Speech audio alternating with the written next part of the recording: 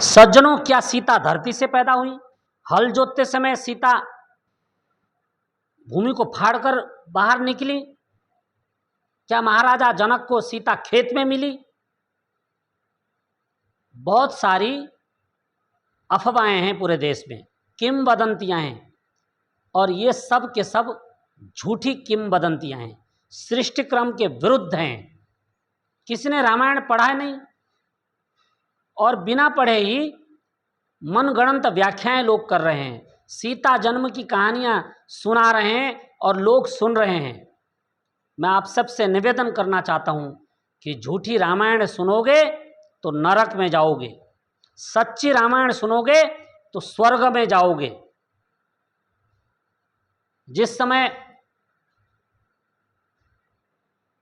मिथिला नगरी में महर्षि विश्वामित्र के साथ प्रभु श्री राम लक्ष्मण पहुंचते हैं, सबसे पहले महाराजा जनक ने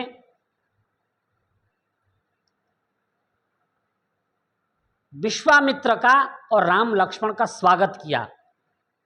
विश्वामित्र से दोनों युवाओं का परिचय पूछा और फिर उन्होंने विश्वामित्र से कहा कि सुनो महर्षि, जो मेरी इच्छा थी मुझे लगता है कि आज पूरी हो रही है। वीर्यशुल्केति में कन्या नामना सीतेति विश्रुता योगिन्यास्तनयां ताम तु वर्धमाना ममात्मजाम। मेरी पुत्री है, उसका नाम है सीता, और सीता की मां का नाम है योगिनी। योगिनी के गर्भ से उत्पन्न मेरी अत्यंत प्रिय पुत्री जिसका नाम सीता है, वह वीर्य शुल्का इति अर्थात पराक्रम दिखाकर प्राप्त करने योग्य है। और मुझे ऐसा लगता है कि अब यह मेरी इच्छा पूरी होगी। और एक और दूसरा प्रमाण मैं आपको देता हूं।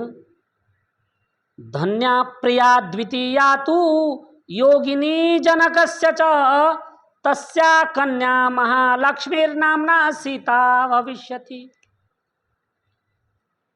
अर्थात योगिनी के गर्भ से उत्पन्न भगवती सीता अत्यंत रूपवती और दिव्य सुंदरी हैं। ऐसे दिव्य सुंदरी पुत्री को जन्म देने के लिए धन्य है माता योगिनी। वाल्मीकि रामायण में भगवती सीता के मां का नाम योगिनी स्पष्ट लिखा हुआ है। स्वयं जनक ने अपनी पत्नी का नाम योगिनी और योगिनी के गर्भ से उत्पन्न सीता का परिचय दिया है। इन प्रमाणों के रहते हुए भी कुछ लोग कहते हैं कि उनकी 2 पत्नियां थी और सुनैना सीता की मां का नाम था, पर वाल्मीकि रामायण में सुनैना ऐसा कोई प्रमाण नहीं है। परंतु चलो, ये उन लोगों से तो ठीक हैं जो कहते हैं कि सीता भूमि से निकली है। कम से कम उन्होंने मां तो माना। मैं आपसे निवेदन करना चाहता हूं कि वाल्मीकि रामायण में एक भी प्रसंग ऐसा नहीं है जो सृष्टि क्रम के विरुद्ध हो। पर इन महान पाखंडियों को, जिन्होंने सनातन धर्म को बारीकी से नहीं पढ़ा है, इनको कौन समझाए?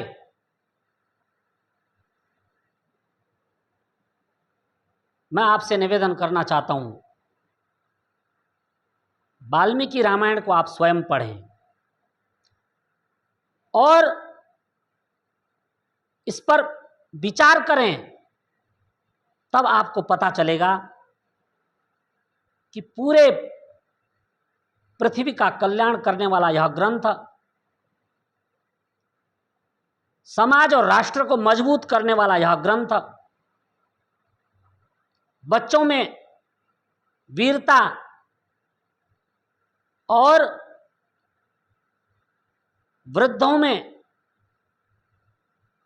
त्याग की भावना पैदा करने वाला यह ग्रंथ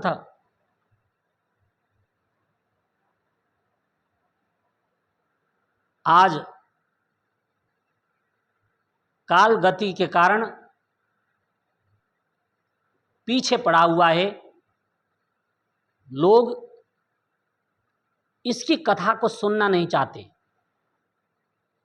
उनको रसिक कथा चाहिए, अश्लील कथा चाहिए, अव्यावहारिक और सृष्टि विरुद्ध कथा सुनना पसंद कर रहे हैं। परंतु मैं आपसे निवेदन करना चाहता हूं कि ऐसे कथाओं को सुनकर आप नरक में जाएंगे, जो अश्लील हैं, जो अव्यावहारिक हैं, जो सृष्टि क्रम के विरुद्ध हैं। इसलिए सच्ची कथा सुने, तभी फल प्राप्त होगा। तो आज के